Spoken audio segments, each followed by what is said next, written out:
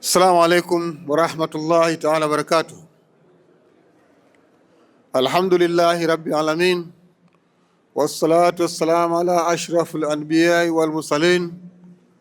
Ashhadu an la ilaha illallah wahdahu la sharika lahu alladhi lam yalid wa lam yulad wa lam yakun lahu kufuwan ahad, wa ashhadu anna Muhammadan abduhu wa rasuluh.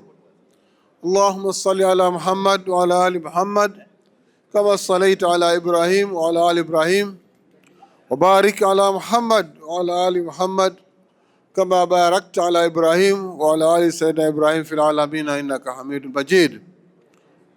Malhaji wetu tarajiwa, assalamu alaikum tena Arab. Hatuna budi kumshukuru Allah subhanahu wa ta'ala, Allah aloumba mbingu na ardhi, mimea na sisi binadamu tuliomo. Vile vile tumshukuruni Allah kwa kuweko hapa muda huu tukiwa na afya, kuja kuendeleza mambo yetu ya masomo ya kila wiki. Tumshukuruni Allah, tuseme alhamdulillah. Leo naona mashekhe wetu alhamdulillah wapo na wako vizuri, uongozi nao umekaa vizuri. Mimi sitaki nitoe salamu zozote kwa sababu yupo mkurugenzi wangu hapa, yeye ndo msemaji mkuu. Kwa maana hiyo sitaki niongee sana, ila tumpishe mkurugenzi aseme alionayo ili tuhakikishe jambo letu linaenda vizuri, kwa sababu muda alhamdulillah umekwenda bila kuanza. Kwa hiyo mambo mengine inshallah yatafuatia baadaye. Assalamu alaikum.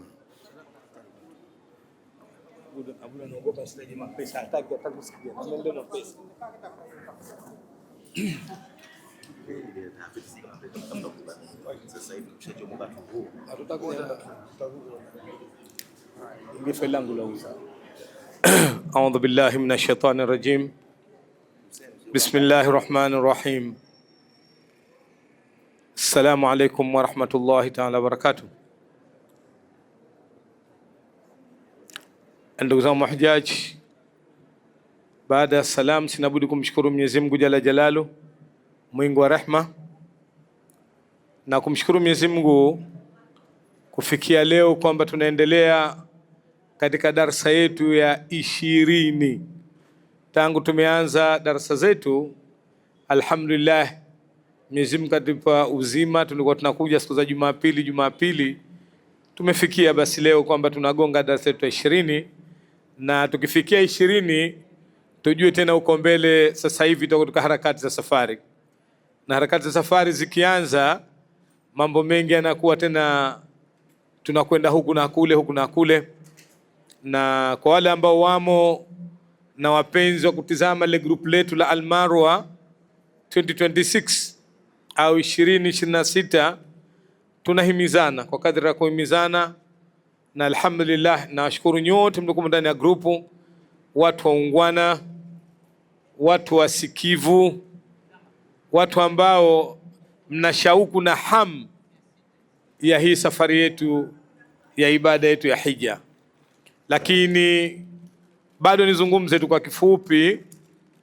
Hivi asubuhi ya leo niliingiza yale maelekezo yaliokuwa yanatamkwa na wanasema kitengo cha hija cha Baitha Tanzania, kutuhimiza mashirika pasipoti ziwe scanned, na kuanzia tarehe 8 hakuna sababu kwa nini hujaji ya mwezi huu asiweze kupewa visa yake na kuwa tayari anasubiri safari yake ya kwenda hija tu. Hakuna sababu. Sababu kubwa itakayokuwa inatuzuia sisi tusikutilie visa, labda tuseme huyu jamani katulipa $2. Maana kuna watu kumwatza ndani, lakini bado wameweka $2, wamekamata nafasi. Hasa hofu inatujia kibinadamu, atatumalizia huyu mpaka ikifika kesho kutwa. Maana safari tukigonga Ramadhani mfungo mosi tu hapa, tukimaliza mfungo pili tunaenda zao, tunagana mabegi hapa na makanga na ihram, safari imewiva. Sasa mimi ninachokizungumza ni kwamba kwa wale ambao bado walikuwa wanatuwekea wanatujaribu wale, msitujaribu tena sasa hivi wakati Saudia wako moto mwaka huu, tena wako moto, kwa sababu leo itakapofika saa 5:55 wanalifunga data, wamemaliza wao kupokea habari sijui za nyumba, sijui habari za kuchinja, washamaliza. Ikaa tumekulipieni, ikaa tukulipieni, basi hakuna mtu tena kusema twende kupata msamaha sijui wa nani, labda Mheshimiwa Rais, twende kwa Mheshimiwa Samia, kwa Mheshimiwa Mwinyi, akawaombe serikali ya Saudi Arabia akufungulie ili na wewe ingizio zile pesa zako. Kwa kuona haya, ndio maana tulichukua jukumu kadri ya uwezo wetu kuazima benki tukakamilisha zile pesa, ili kwa kujua tu kwamba sisi inshallah pendapo Mwenyezi Mungu tutakamilisha mahujaji wetu kama tulioomba kwenda nao katika hija mwaka huu 2026. Ndugu zangu mahujaji, hija ni ibada, lakini ibada ya hija ni ibada ya vitendo. Inavyotakiwa katika maandalizi mamoja ibada ya hija, tukiachilia maandalizi ambayo tunafanya ya uwezo wa kutafuta hizi fedha kulipa, tunatakiwa tuangalie uwezo mwingine wa kiafya. Kwa maana hiyo, katika shughuli za kutoa visa za mwaka huu zinaambatana na cheti chako cha kuwa wewe afya yako alhamdulillah na mgogoro sana. Maana sote tuna migogoro ya afya, tuseme kwamba mimi niko smart, sisi wenyewe madaktari tuna migogoro ya afya, lakini huna mgogoro, umepata chanjo zote, na hii inaendelea kwamba tumegawa magroup na tumechelewa. Hata wenyewe wamesema tumechelewa kwa sababu ilikuwa mpaka kufika tarehe 8 mashirika yote yashapimwa, watoto yashapimwa afya wanaokwenda hija, ili wakitoa visa zinapatanishwa na certificate yako namba upoe visa yako. Lakini wallahi tumechelewa kidogo, na sisi wamechelewa viongozi wetu wa Beitha Tanzania. Kwa maana hiyo, kuna jambo la kupima afya yetu, ndio jambo la pili baada lile la kutukamilishia yale sarafu yetu mliokuwa mnayo. Na kupima afya yako ni muhimu kupata shahada yako ya afya itoko kuwepo, na huduma hizi za kupima afya zinaendelea. Maendeleo yake tunaliendeleza hospitali ya Rahma. Naamini wako watu ambao wamepangiwa siku ya leo kwenda Rahma Hospital kwa ajili ya kupima afya zao, lakini sasa kule Rahma kidogo kuna matatizo, kwa sababu sisi wametuambia twende saa 6, lakini sasa hivi tunakwambia kwamba basi bora mkalikuja asubuhi, ndio wale mtangulizi. Kwa hiyo naona kama wale watu wetu 20 wale wapo, basi baada ya kumaliza mimi kidogo wajitokeze waweze kwenda ili wakapime kule, warudi huku mapema kadri ya uwezo wao utakavyojaaliwa, kwa sababu hiyo saa 6 kuingia, sisi naona wengine washarudi hapa, tunaambiwa sasa tusharudi. Mmerudi vipi? Hakuna mtu. Aya, sasa inakuwa mtihani. Ina maana tunaambia aje huku sasa, tungalijua angalikwenda kule washarudi huku, kwa sababu jambo lenyewe ni kupima afya na kutiliwa saini cheti chako tu. Hasa naamini kwamba wapo waliokwenda sasa hivi washarudi, lakini wapo waliobakia ambao listi yao iko kule. Kwa muda si mrefu tutaomba waende kule ili na wao wajumuike kupimwa na kurudi katika shughuli zao. Hilo jambo la pili. Lakini jambo la tatu, ili tuweze kukamilisha safari, kwa upande wa Wizara ya Afya kuna habari ya chanjo. Naamini wameamua sasa Wizara ya Afya chanjo kwamba wanaendeleza chanjo kichumbani mwao. Kwa hiyo kwa wale wote ambao walikuwa kadi zao hawana au zile kadi zao zina mapungufu, basi mnatakiwa tuendelee. Maana tutamalizia Jumapili 2 za mbele itakuwa chanjo zimemalizika. Ilipigwa moja juzi, Jumapili iliyopita, chanjo nyingine leo mpya, tutaendeleza na nyingine chanjo 4 za kwa zimekamilia. Tuna matatizo kidogo kwa upande wa ndugu zetu wa Pemba, kwa sababu tulichelewa kuwapeleka taarifa kwamba wao walikuwa wasubiri watapima kule Pemba, lakini kwa kupenda na ile shauku yao, kuna wengine wa Pemba leo wamesafiri wako hapa ndio wamekuja kusema bwana, sisi tunataka tupelekwe leo tukapime turudi nyumbani. Sasa kwa nalo ilikuwa jana juu katika tangazo tulipo watu wa mahujaji walikuwa Pemba ni kidogo, kwa hiyo watakwenda, mmoja alikuwa Jumapili ya leo, mmoja Jumapili hiyo, mmoja maliza Jumapili ijayo. Lakini sasa takriban tuliokuwa nao Pemba wengine wamevuka wamekuja huku, tutachukua effort basi kwenda kuombea na wao waweze kupima ili warudi nyumbani. Baada hayo nisiwachoshe sana, nachokizungumza ni kwamba nitakuja kuzungumza mwisho baada ya mashekh kumaliza mambo yao, katika mambo ya kwamba tunajua kwamba hija yanahitajika malipo, na tulipoanza kulipa tulianza kulipa kidola rate. Rate ilikuwa ndogo, imekwenda rate mpaka sasa hivi dola inapanda juu kwa nguvu zote, kwa sababu mpaka tunafika siku ya Ijumaa bank rate ilikuwa ishafika 2615. Hatujui Jumatatu na Jumanne tukiamka itakwenda vipi.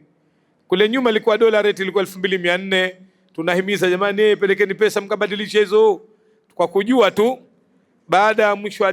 Mara nyingi experience inasema tukimaliza Disemba dola inapanda kweli kweli mpaka inafika 2800, 2700, alafu itatulia, tukirudi hija inaanza kuteremka.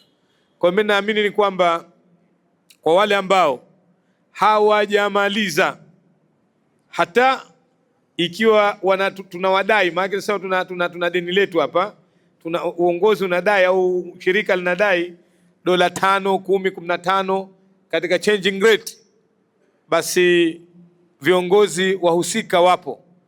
Mfano tulikaa tukaangalia ni kwamba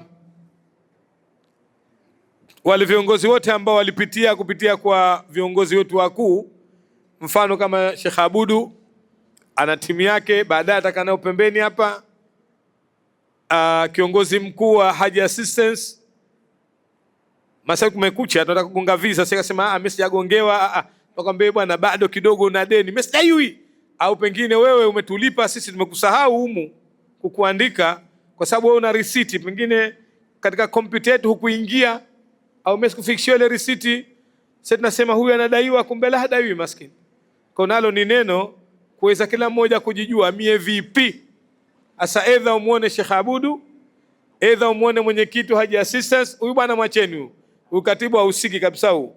Umuone Sheikh Saidi Mkojani, umuone Sheikh Imamu huko, nani mwingine sawa, na Sheikh Omar. Sheikh Omar sijamuona hapa leo. Leo kila mmoja aclarify kwamba bwana mimi vipi, kwamba bwana wewe bwana uko safi, nenda. Wewe bwana na shilingi zetu 200 za ndege hujatulipa. Kweli sijalipa. Hivyo hivyo tuweze kwenda ili tuweze kujua, na yote atakayokuwa na matatizo au kakwama, sisi ndio tutakuwa wasikilizaji kesi baada ya kutoka kwa viongozi wapokeaji mafedha. Maana sisi wengine tunaletwa ordha na makaratasi tu kwamba slip yake hii, slip yake hii, slip yake hii. Sasa kama kuna yote kasahau kutuletea slip, wakati umefika, kwa sababu kuanzia Sheikh Imam nafikiri kuanzia Jumanne unazingiza tena katika skena mara ya pili. Ndio, tunaingiza tena skena mara ya pili passport zilizobakia. Na kwa wale ambao passport wanazo wenyewe, tunaomba tugaie tukaziskeni kwanza. Wenye walikuwa na passport wanazo wenyewe, jitahidi zitufike ili tukaziscan ziende ubalozi wa Saudia, tupate jawabu la kwamba vipi na vipi na vipi. Kwa hiyo hayo mimi nimeyazungumza mapema kabla mashekhe hawajaingia, kukujulisheni kwa mambo yanaanza, mambo yanawiva wiva. Kwa hiyo mambo kuiva lazima tupate kidogo chochezi, na kichochezi ni fedha. Kwa hiyo tunaomba kwa mara nyingine tena wale wote ambao walotupa pesa kamili tunashukuru, waliokuwa zimebakia kidogo wajitahidi tumalize, na wale waliokuwa wamemaliza za ndege hajatoa tupe, kwa sababu ile swali la ndege nafikiri wiki hii ndege wiki hii wanataka tumalize. Mambo yashaisha, kila kitu sasa hivi natakiwa pesa. Kwa hiyo vile vile mkitusaidia kutupiga jeki kwenda juu, kwa tutakushukuruni sana. Kwa hiyo kwa wote ambao bado pesa wanazo ndani ya mikono yao, tunawaomba tena na tena kwamba jamani, sasa mjitahidi kutuletea pesa ili tuweze kukamilisha sisi tunavyotaka. Wakianza kutoa visa za mwanzo tarehe 8, zile 50 za mwanzo zote na sisi tuzipokee, tukwambie jamani, visa zenu zitazileta hapa, sasa jamani, visa zenu hizi hapa. Kwa hiyo sasa mama, wewe usubiri begi lako, ihramu yako, nguo zako, tarehe 11 panda pipa hilo uelekee nchini Saudia kwa uwezo wa Mwenyezi Mungu. Mungu atujalie hija yenye kukubalika, tuwe tunakwenda kufanya hija na nguvu zetu, na inshallah tuna mapenzi na hamu na shauku ya kufanya ibada. Mwenyezi Mungu atujalie umoja huu katika shirika letu, tuwe umoja wa kupendana, uanze udugu wa kusaidiana, wa kufa na kuzikana. Na jingine zaidi ni kuombeni ndugu zangu mahujaji, hakuna jambo zito katika mambo yote kuliko jambo la subra, na subra moja inaanza katika maudhi ya viongozi, na hususan sisi viongozi wakuu ndo tuna maudhi. Kila wakati tunahimiza pesa pesa pesa pesa, lakini msituchoke. Haya kwa ajili yenu nyewe, kwa ajili yetu sisi wenyewe, na kukamilisha mambo ya ibada yende kama ilivyopangwa kutoka Saudi Arabia, kutoka nchi ya Saudi Arabia inshallah. Wabillahi tawfik. Wassalamu alaikum wa rahmatullahi ta'ala wa barakatuh. Naomba sasa tufungue rasmi darasa zetu, lakini ikatu na mambo mawili. Jambo la mwanzo tunakwenda katika chanjo, na jambo la pili tutakwenda zetu Ar-Rahma katika kutekeleza wale ambao watu 20, na jambo la tatu mashikio yenu mnatugaia hapa katika kusikiliza mashekhe wanatuambia nini. Kwa mimi nafikiri nimrejeshe musika ili aweze kumkaribisha Sheikh kwanza aendelee. Mimi kama kuna maswali ya haraka haraka niseme kabla ya Sheikh niulizeni, la kama hakuna maswali mtaniuliza mwisho inshallah. Kwa hiyo mimi niseme Sheikh Othman, karibu katika shughuli yako. Asante. Asalamu alaykum. Jazakallahu khair.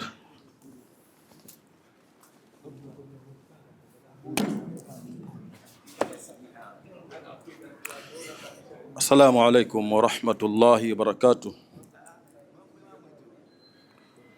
Alhamdulillahi rabbil alamin. Wa bihi nasta'inu ala umuri dunya wad din wa ala alihi wa ashabihi ajma'in.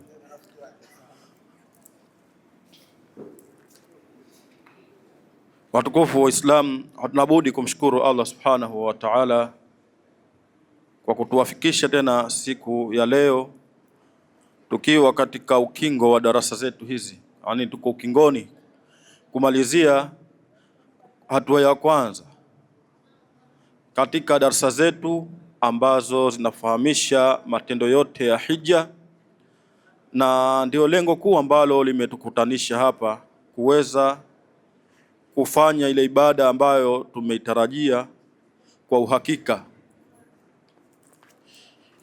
Muhadhara uliopita tulianza hija rasmi baada ya kumaliza tawafu al-qudum au tawafu ya umra.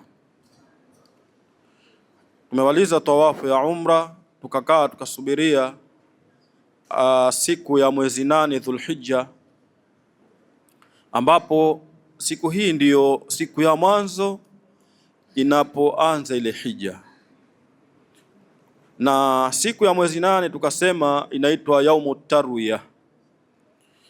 Tukasema kwamba siku hii inaitwa yaumut tarwiya kwa sababu siku ya zama zilizopita hapo nyuma, kule Mina katika mashair al-haram hakukuwa na maji ya kutumia, tofauti na leo tunapoona kwamba tatawur, maendeleo kila pahali, mashallah, Wasuudi wameboresha, na ndio maana tunaona kwamba gharama za hija zinapanda kwa kula leo. Hii ni kwa sababu ile kuboreshwa kwa yale maeneo, kwa sababu lau kama yangaliachwa vile vile, wengi wetu tungelishindwa kuendeleza hii hija, kwa sababu yale mazingira ni magumu.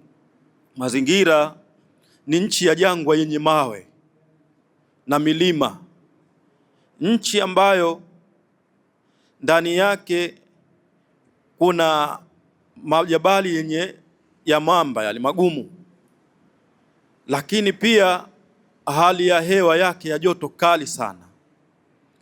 Kwa hiyo kila siku zikiendelea, Wasuudi wanaboresha, wanatufanyia sisi wepesi ili tuweze kutekeleza ibada bila ya usumbufu. Ndio maana sasa hivi tunaona kila sehemu kuna njia. Zamani kwa msongamano mkubwa, watu wanakufa wengi, Sasa hivi kila sehemu kuna njia, usafiri wa kila aina, magari, matreni, maji kila sehemu, vyoo kila pahali, ule msongamano wa watu umepungua. Kwa hiyo hivyo zama kipindi kile cha Mtume sallallahu alaihi wasallam na karne zilizokuja baada yake, ilikuwa hija ni ngumu. Kwa hiyo pamoja na hayo, Mtume sallallahu alaihi wasallam na masahaba wake wakaweza kutekeleza hija hile bila ya matatizo yote. Hakukuwa na mahema wala maesi wala maji ndio kama hivyo.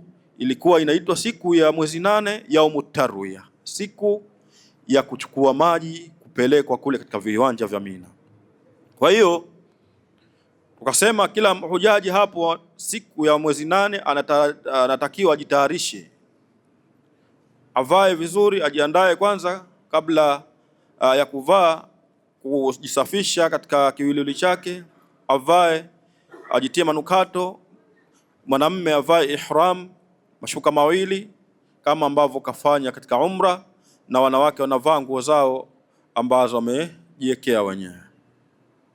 Kisha baada ya hapo mtu anatakiwa ahirimie kwa kusema labbaik allahumma hajja au labbaik allahumma bilhaji, na kama unamhijia mtu unasema labbaik allahumma hajja an fulan, unataja jina la mtu ambaye unamhijia. Kisha ushafanya hivyo, ni maana yake ni kwamba wewe umeshaingia katika ibada, umeshahirimia hija, kama ambavyo unahirimia swala. Ukishasema Allahu Akbar, maana yake uko ndani ya swala, hutaki kufanya mengine yote ambayo yatakushughulisha na kutenguka ile swala yako. Kwa hiyo hivyo hivyo ukishasema hivyo labbaik Allahumma hajja, basi utatakiwa kujichunga kwa kujijua kwamba wewe uko ndani ya ibada ya hija, na uache yote ambayo utatakiwa kuyafanya, kama kuvaa nguo za mshono mwanamume, kujifunika kichwa, kujitia manukato kwenye nguo, kusema maneno machafu, kusema kumuudhi mwenzako. Ndio maana Allah subhanahu wa ta'ala anasema man hajja lillahi, Mtume sallallahu alaihi wasallam anasema man hajja lillahi falam yarfuth walam yafsuq raja'a ka yaumi waladathu ummuhu, mwenye kuhiji kwa ajili ya Allah subhanahu wa ta'ala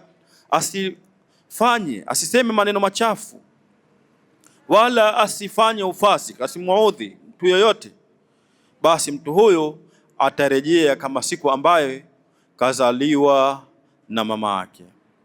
Kwa hiyo baada ya kushahirimia, watu wataelekea katika viwanja vya Mina. Tutaingia katika mabasi, tutaelekea katika mahema maalum ambayo tumewekewa kwa ajili yetu. Siku hile tutakaa pale katika viwanja vya Mina, tutaswali salatu dhuhri na al-asri. Kila swala itaswaliwa kwa wakati wake, rakaa 2 qasran, kwa kupunguza, kwa sababu tuko katika safari. Taswaliwa rakaa 2 za salatu dhuhri baada ya muadhini kuadhini, kisha takimu muadhini, imamu ataswalisha rakaa 2 za salatu dhuhri kwa kupunguza. Baada ya hapo tutaendelea kumdhukuru Allah subhanahu wa ta'ala na kusoma Qur'an, kusema maneno mazuri, kunasihiana. Inapofika salatu al-asri, hivyo hivyo imuadhini ataadhini salatu dhuhri, kisha takimu salatu al-asri, kisha takimu, imamu atatuswalisha salatu al-asri, sala rakaa al-asri. Pia vile vile tutaswalishwa rakaa 2 kwa kupunguza. Inapofika wakati wa salatu al-maghribi, taswaliwa swala hiyo kama ilivyo, kama kawaida yake, rakaa 3 jam'an, na salatu al-isha itaswaliwa siku hile rakaa 2 kwa kupunguza. Yani zile swala za rakaa 4 zitaswaliwa rakaa 2 kwa kupunguza zote. Na hapo tutatakiwa tujiepushi na zile sunna za kablia na baadia, kwa sababu Allah subhanahu wa ta'ala yeye mwenyewe anatutakia wepesi, ametufanyia wepesi katika jambo letu hili. Kwa hiyo tusijitie uzito, isipokuwa yule ambaye ana kawaida ya qiyamul layl, kuswali ile witri, swala ya usiku, basi yule ameruhusiwa. Lakini swala hizi za rawatib, basi tunatakiwa tupumzike, tuziachie kwa wakati ule, tufanye amali nyingine ambazo ni zenye kumridhisha Allah subhanahu wa ta'ala na bila ya kuudhiana. Kwa hiyo baada ya salatu al-isha tutakaa hapo, tutasubiria alfajiri ya siku ya mwezi 9. Inapofikia tu salatu, napozama tujua kwa siku, ndio mwezi huu wa hijri ndio umeondoka, umeingia mwezi mwingine. Kama leo mathalan ni mwezi 12, linapozama jua umeingia mwezi 13. Kwa hiyo ile siku ambayo inaitwa yaumut tarwiya, siku ya mwezi 8, likizama jua tayari umeshaingia mwezi 9, inahesabika sasa. Siku ile inaitwa yaumu Arafa, inaitwa siku ile yaumu Arafa. Kwa hiyo asubuhi ya mwezi 9, yani siku ya mwezi 9, hiyo yaumu Arafa, baada ya tulu'i shamsi, yustahabbu alhujjaj adhahabu ila Arafa, wamependelewa mahujaji kuelekea sasa katika viwanja vya Arafa, kwa sababu kila kitu kimewekwa kwa utaratibu, kimewekwa kwa nidhamu. Kwa hiyo hizi taasisi zetu pia zipo nyingi katika nchi yetu ya Tanzania, alhamdulillah, mashallah. Kwa hiyo sasa kila mmoja si kwamba anatoka kama ambavyo anataka yeye mwenyewe, bali uongozi, kama ambavyo tunawasikia viongozi wetu hapa wanatupa miongozo kila wakati. Kwa hiyo uongozi utatoa tangazo siku hile kwamba sisi Almarwa tunatakiwa muda fulani tukae sehemu fulani kwa ajili ya kupanda mabasi. Kwa hiyo ni baada ya jua kuchomoza siku ya mwezi 9 asubuhi, watu watapanda mabasi kuelekea katika viwanja vya Arafat. Na sio kwamba watu wote wanapanda mabasi, utawakuta watu wengi wanatembea kwa miguu wanaelekea katika sehemu hiyo. Kutoka katika Masjidil Haram kuja Mina, watu wote wanakuja, utaona waelekea upande mmoja, na kutoka sehemu hiyo Mina kuelekea Arafat, watu wote utawaona sasa wanaelekea sehemu hiyo, wanaelekea katika viwanja vya Arafa. Hii ni baada ya jua kuchomoza siku ya mwezi 9, kama ambavyo imethibiti katika hadithi Jabir kwamba Mtume sallallahu alaihi wasallam yeye mwenyewe amefanya hivyo. Wa yakunu alhajj fi dhahabihi ila Arafa mukabbiran mulabbiyan, wanakuwa wale mahujaji siku hile ya mwezi 9 wanapoelekea katika viwanja vya Arafat wanaleta talbia na wengine wanaleta takbira, Allahu akbar, Allahu akbar, Allahu akbar, la ilaha illa Allah, Allahu akbar, Allahu akbar walillahi alhamd. Wengine wanaleta talbia, labbaik Allahumma labbaik, labbaik la sharika laka labbaik, innal hamda wan ni'mata laka wal mulk la sharika lak. Hii kwa sababu maswahaba radhiyallahu anhum walikuwa wakifanya hivyo. Anasema katika hadithi ambayo imepokewa na Muslim, waqad suila, amesuila kaifa kuntum tasnauna fi hadha al-yawm ma'a rasulillah sallallahu alaihi wasallam. Anas anasema, anamuuliza vipi mulikuwa siku hiyo, mulikuwa siku hiyo ambayo ni siku ya mwezi 9, mlikuwa mnafanya nini pale ambapo munaelekea katika viwanja vya Arafat? Faqala sallallahu alayhi wasallam, akasema yule Anas kajibu, faqala kana yuhillu minna almuhillu, alikuwa wako ambao wanaleta tahlil la ilaha illa Allah, fala yunkaru alayhi, wala hakuna ambaye kamkataza wala hakugombwa. wa yukabbiru minna almukabbir fala yunkaru alayhi, na wako ambao walikuwa wanaleta takbira hala hakuna ambaye alikemea. Kila ambaye analeta takbira au tahlil au talbia kwamba hizi ni adhkari ambazo tunatakiwa tuziseme siku hile ya mwezi 9 tunapoelekea katika viwanja vya Arafat. Allahu akbar, Allahu akbar, Allahu akbar, la ilaha illa Allah, Allahu akbar, Allahu akbar walillahi alhamd. Na talbia labbaik Allahumma labbaik, la ilaha illa Allah na nyinginezo. Tunapofikia katika viwanja vile vya Arafat, idha wasala alhajj ila al-Arafa nazala biha, anatakiwa aingie katika sehemu zile, sehemu ambayo imewekwa kwamba hii ni sehemu haswa kwa yule mwenye kufanya hija, sehemu ya ibada. Taingia katika viwanja hivyo, na kila mmoja anatahakikisha kwamba tayari ameingia katika sehemu hiyo, kwa sababu kuna alama. Utaona maeneo yote yamefanana, Mina, Muzdalifa, Arafa, utakuta maeneo ambayo yamefanana. Hujui kwamba hapa ni mwisho au mwanzo, hujui Mina au Arafat, lakini sasa kuna alama ambazo wenyewe wameziweka kwamba huku ndio Mina, huku Muzdalifa, na hapa ndio mwanzo wa Arafat. Kuna mabango yamewekwa, wameweka kwa lugha ya Kiingereza, wameweka pia mabango yale kwa lugha ya Kiarabu. Kwa hiyo wewe utajua kumbe mabango yale yanamaanisha kwamba hii sehemu hii wameandika pale kwamba mwanzo wa Arafat, mwisho wa Muzdalifa. Kwa hiyo hapo ndio utaingia katika sehemu hiyo. Kwa hiyo tufahamu kwamba hii kuingia ndani ya viwanja vile vya Arafat ni nguzo miongoni mwa nguzo za hija.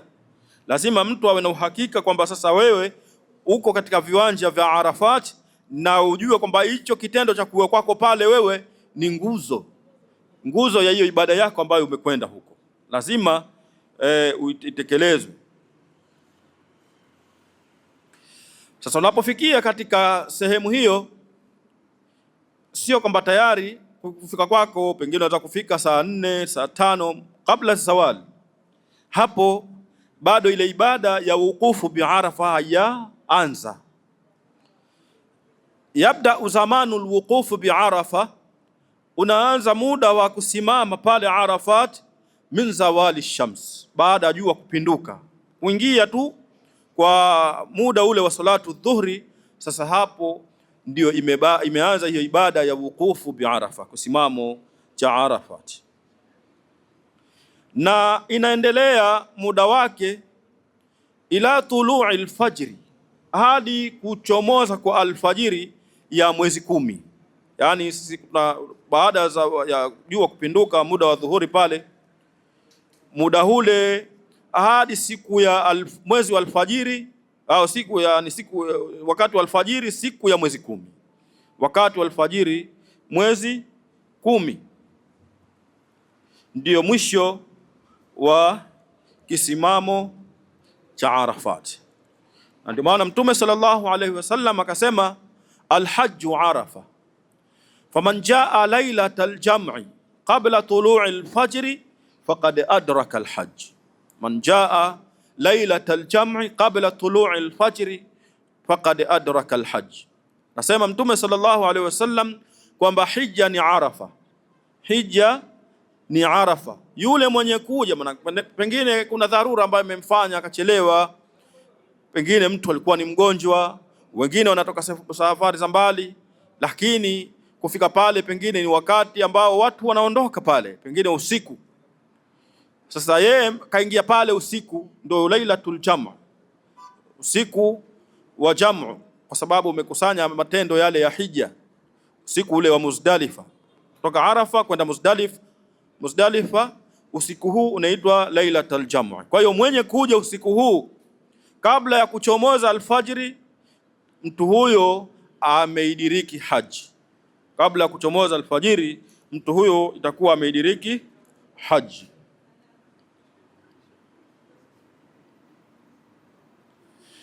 Waqala Rasulullah sallallahu alaihi wasallam katika hadithi nyingine, man adraka hadhihi salata wa ata Arafat qabla dhalika laylan au naharan faqad tamma hajjuhu wa qada rafathahu, mwenye kusali swala hii ni wakati ule wa dhuhri, ikisha akaja katika viwanja vya Arafat ima usiku au mchana, kwa hakika mtu huyo imetimia haji yake, imetimia hija yake.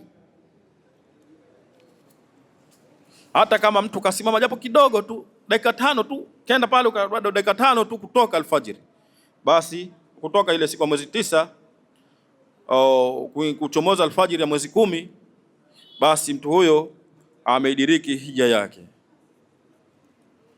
Kama mtu ambaye anafunga, kama mwezi wa Ramadhan bila shaka karibu, kama mtu ambaye anafunga siyamu Ramadhan au siyamu yoyote, muda wa mwisho wa kula daku umeambiwa mathalan pengine ni saa 11 kasoro dakika 5. Kwa hiyo wewe kabla dakika 5 zile ukala daku vizuri, baada ya muda mchache tu kachomoza alfajiri. Ni sawa sawa na huyu ambaye amekwenda katika viwanja vya Arafat kwa muda wa dhayiq kabisa, muda mchache tu kutoka kwa siku hile. Kwa hiyo mtu huyo anahesabiwa ameidiriki hija. Yusalli al-hujjaju adh-dhuhr wal-asr, mahujaji wataswali salatu adh-dhuhri na swala ya al-asri siku ya mwezi 9 ile wakiwa katika viwanja vya Arafat, jam'an wa kasran, yani itasaliwa sasa tofauti na kule Mina. Tofauti yake ndogo tu, Mina tulikuwa tunaswali kule kila swala kwa wakati wake, kasran, kwa kupunguza. Lakini katika viwanja vya Arafat muadhini ataadhini, alafu atakimu, imamu ataswalisha swala rakaa 2 za salatu dhuhri kwa kupunguza, yani taswali swala rakaa 2 za salatu dhuhri kasran. Baada ya kutoa salamu, imam atasimama, muadhini atakimu tena kwa ajili ya salatu ya al-asri, kwamba hapo sasa tunakusanya zile swala. Atasimama muadhini, atakimu swala ya al-asri.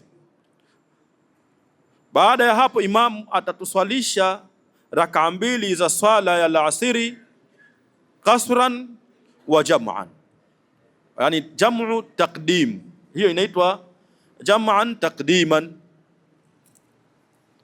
Hii ni kwa sababu mahujaji wapate muda wa kutosha wa kuomba dua na kuleta adhkari na kunyenyekea mbele ya Mola wao. Ile muda wa salatu al-asri unapofikia, usijekuwa tena kuna swala ambayo itakuwa ni yenye kuwashughulisha. Kwa hiyo itaswaliwa salatu al-asri jam'an wa kasra, pamoja na salatu dhuhri. Wakati wa salatu dhuhri, swala zote zitaswaliwa muda wa swala ya dhuhuri. Na imependelewa siku hile baada ya salatu dhuhri, imam kiongozi pale akasimama akatoa khutba kuwapa watu mawaidha, kuwakumbusha kuhusiana na siku hile, umuhimu wa siku hile, kuwakumbusha kutokana na siku ambayo mtu roho yake itatolewa, siku ambayo watu wote watakusanywa mbele ya Allah subhanahu wa ta'ala. Kwa hiyo imam au kiongozi atasimama, atatoa maelezo au atatoa khutba japo kwa ufupi, ili watu wapate ukumbusho. Wal afdal, na ilivyokuwa ni bora kwa hujaji siku hile ya mwezi 10 mwezi 9 katika viwanja vya Arafat, an yakunu muftirina, wanatakiwa wao wawe hawakufunga, wanatakiwa wale siku hile. Hata kama ulikuwa pengine unafunga zako unaendeleza, lakini siku hile ya yaumu Arafa umependelewa kwa hujaji, imependelewa zaidi yeye kufanya nini? Kuftari siku hile, asifunge.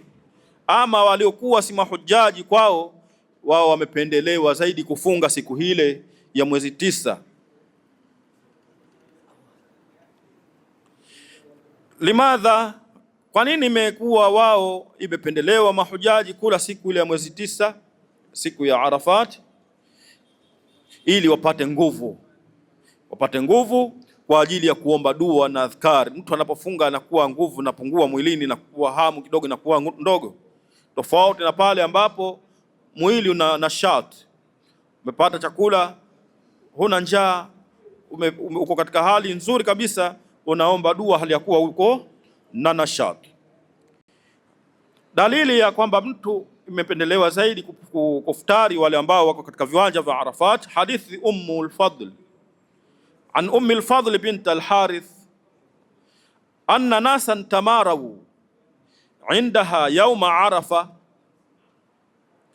fi sawmi an-nabiy sallallahu alayhi wasallam faqala ba'dhum huwa sa'imun wa qala ba'dhum laysa biswa'imin fa ursilat ilayhi biqadah labanin wa huwa waqifun bi'arafa ala ba'irihi fashariba minhu.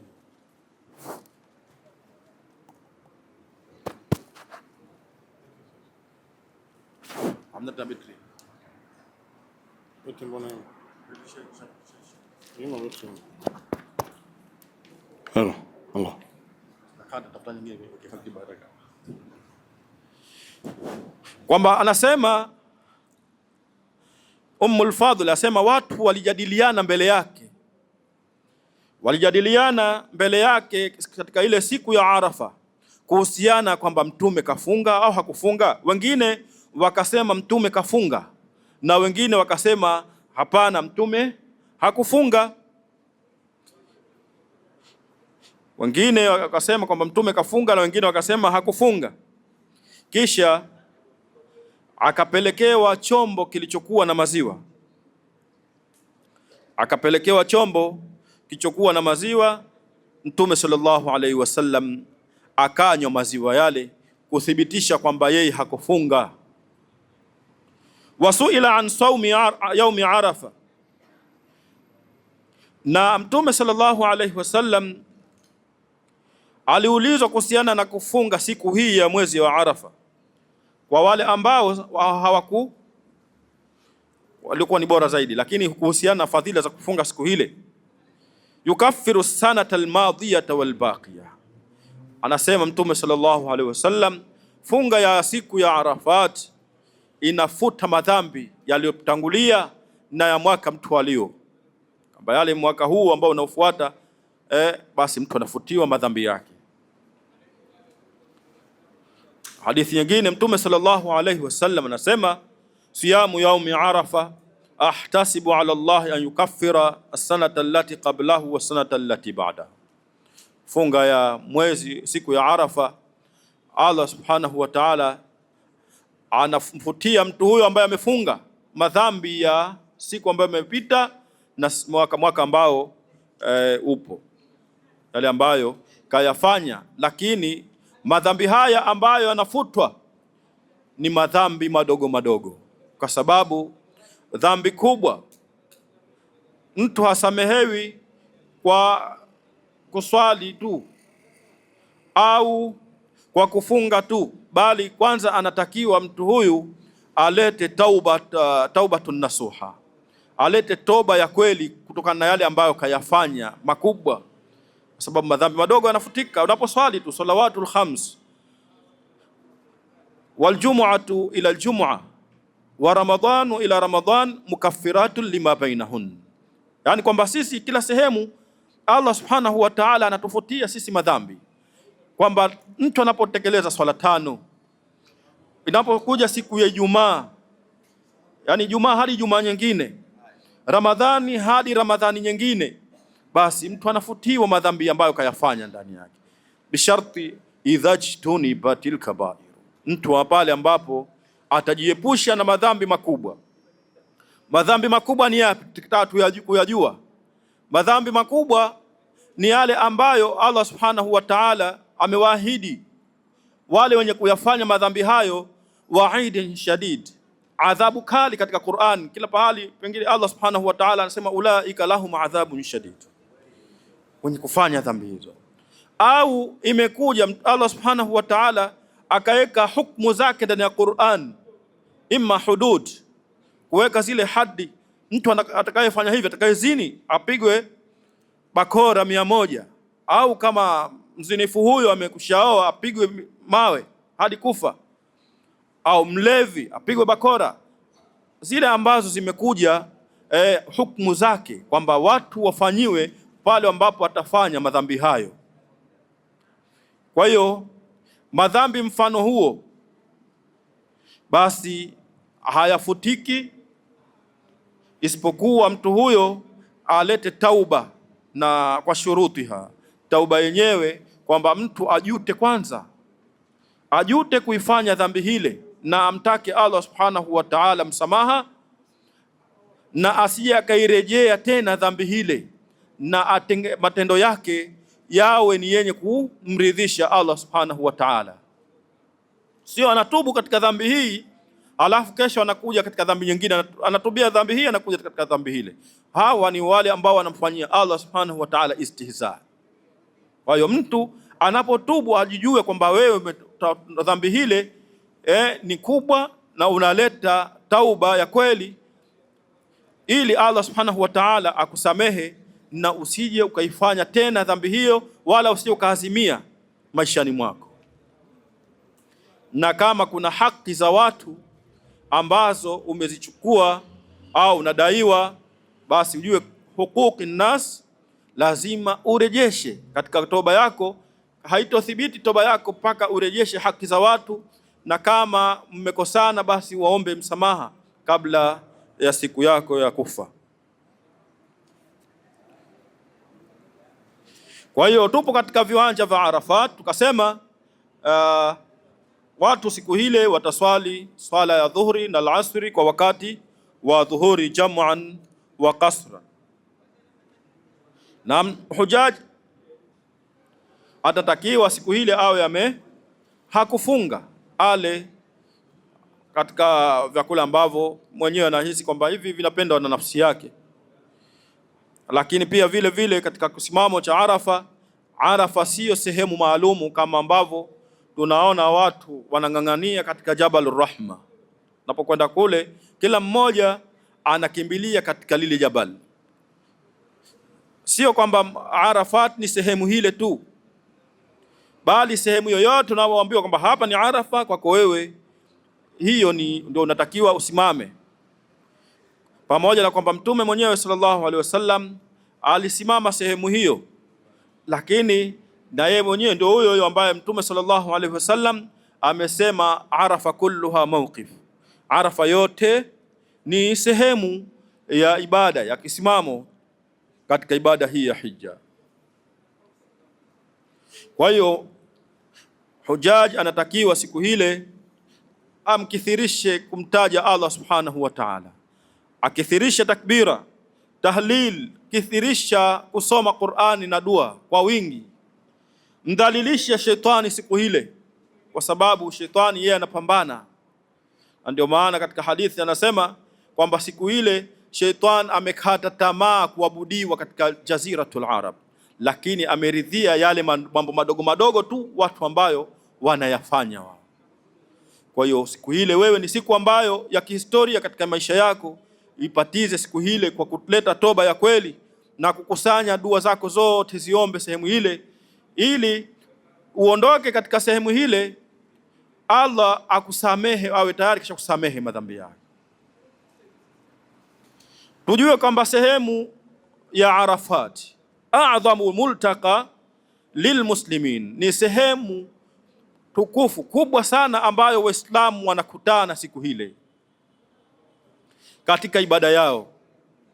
Fayatadhakkaru almuslim fi hadha almawqif alijtima' alkhalaiq yawma alqiyama. Mwanadamu akumbuke, manake inatukumbusha siku hile ya Arafat mkusanyiko wa viumbe siku ya kiyama, kwamba watu wote, watu wa tabaka zote, watu wa makabila zote, nchi zote watakusanyika katika mahshar mbele ya Allah subhanahu wa ta'ala siku ya kiyama. Kwa hiyo hivyo katika siku hile tatukumbusha, kwa sababu sehemu hile tunakutana watu wa nchi zote duniani. Sehemu hile ina kusanya Waislamu wa nchi zote duniani katika sifa moja, katika hali moja, tukielekea katika kibla kimoja. Sote tunafanya yale matendo ambayo Mtume sallallahu alaihi wasallam ametufahamisha, tukijua kwamba matendo hayo ndiyo ambayo yatatusababisha kuokoka na adhabu za Allah subhanahu wa ta'ala na kupata rehema zake Allah subhanahu wa ta'ala siku ya Kiyama. Kwa hiyo sehemu hile haina tajiri wala maskini, kiongozi wala kiongozi, watu wote utawaona ni sawa. Watu wote wako katika level moja, watu wote wako katika tadhallul lilkhaliqi subhanahu wa ta'ala, wako katika kujidhalilisha mbele ya Allah subhanahu wa ta'ala. Hata umuone mtu katika nchi yake ni mkubwa kiasi gani, lakini pale utamuona yeye mwenyewe analia, anataka msamaha wa Allah subhanahu wa ta'ala. Kwa hiyo hivyo tunapaswa sisi tuitumilie fursa hii katika sehemu hile kwa kuomba dua sana na kuleta toba ya kweli, ili Allah subhanahu wa ta'ala atusamehe. Tuwe ni katika wale ambao Allah subhanahu wa ta'ala amejifaharisha kwa malaika wake kwa kuambia, undhuru haulai ibadi jauni shu'than ghubara. Tuwe ni katika wale ambao Allah subhanahu wa ta'ala anawashuhudisha malaika kuambia, waangalieni waja wangu hawa, wamenijia hali ya kuwa wamejaa mavumbi, wamenijia hali ya kuwa nywele zao zimejaa mavumbi, wana nywele zao zimechafuka. Jauni min fajjin amiq, kutoka sehemu pande za mbali, wanataka msamaha wangu. Mwisho Allah subhanahu wa ta'ala anawaambia malaika, ishhadu anni qad ghafartu lahum, shuhudieni kwamba waja wangu hawa tayari mimi nimekushawasamehe. Allahumma ja'alna minhum. Kwa hiyo tujitahidi ndugu mahujaji, kila mmoja aweke azma, Allah subhanahu wa ta'ala atakapomfikisha sehemu hile aombe dua zake zote, na kwa sababu sehemu hile ndiyo Allah subhanahu wa ta'ala anashuka siku ile, anateremka Allah subhanahu wa ta'ala katika uwingu wa dunia, anakuwa karibu na waja wake hao kwa ajili ya kuwasamehe waja wake. Ndio Mtume sallallahu alaihi wasallam katika hadithi yake nyingine anasema, ma min yawmin aktharu min an yu'tiqa Allahu fihi 'abdan minan nar min yawmi Arafa. Hakuna siku ambayo Allah subhanahu wa ta'ala anawaacha watu wengi na moto, anawaacha watu huru na moto, watu wengi sana siku ile, kuliko yaumi Arafa, kuliko siku hile ya kisimamo cha Arafat. Wa innahu la yadnu, na Allah subhanahu wa ta'ala hakika yake anashuka, thumma yubahi bihimul malaika, kisha anajifaharisha kwa malaika wake, fayaqulu ma aradu haula, anawauliza, je, wanataka nini hawa waja wangu hawa, wanataka kitu gani hawa? Katika hadithi nyingine ndio anaeleza kwamba lau kama hawa mtu atakuwa na madhambi mfano wa njiwe zikokoto zilizo katika jangwa, au matojo ya mvua, au mfano wa siku zote za duniani zote, madhambi yake manake mfano huo, Allah subhanahu wa ta'ala ghasalaha Allah, anamwepusha, anamsamehe mtu madhambi yake hayo, anamsamehe mtu madhambi yake. Warada fi fadhli dua, imekuja imethibiti katika fadhila za dua. Mtume sallallahu alaihi wasallam anasema dua za siku ile ya Arafat, khairu dua yaumi Arafa, bora ya dua ni dua ambayo inasomwa ile siku ya Arafat na sehemu ile ya Arafa. Wa khairu ma qultu ana, na dua bora ambayo mimi nilisema, wan nabiyuna min qabli, na mitume ambao walitangulia kabla yangu mimi, la ilaha illa Allah wahdahu la sharika lah, lahul mulku wa lahul hamdu wa huwa ala kulli shay'in qadir. La ilaha illa Allah wahdahu la sharika lah, lahul mulku wa lahul hamdu wa huwa ala kulli shay'in qadir. Hii ni dua ambayo tunatakiwa tuisome kwa wingi siku ile ya Arafat. Kila wakati isome dua hiyo, kwa sababu Ndio Mtume sallallahu alaihi wasallam akasema hiyo ndio dua bora inayosoma siku ile, na yeye ndiyo ambayo kaisema sana pamoja na mitume ambao waliokuwa kabla yake. Kwa hiyo na sisi tunatakiwa tuisome dua hiyo, tukithirishe pamoja na dua zetu ambazo tumejiwekea. Warada fi raf'i yadaini fi dua, imethibiti kunyanyua mikono katika dua siku ile ya Arafat. Hadithi Usama bin Zaid qala, anasema kuntu radifa an-nabiy sallallahu alayhi wasallam farafa'a yadayhi yad'u famalat bihi naqatuhu fasaqata khitamuha. Usama bin Zaid anasimulia radhiyallahu anhu, anasema nilikuwa nyuma ya Mtume sallallahu alaihi wasallam juu ya kipando, yani Mtume sallallahu alaihi wasallam alimpakia juu ya kipando chake, juu ya mnyama wake siku ile ya Arafat. Usama anasema sasa Mtume sallallahu alaihi wasallam akanyanyua mikono yake kuomba dua,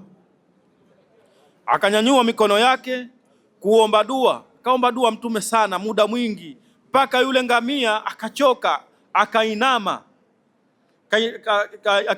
yule ngamia.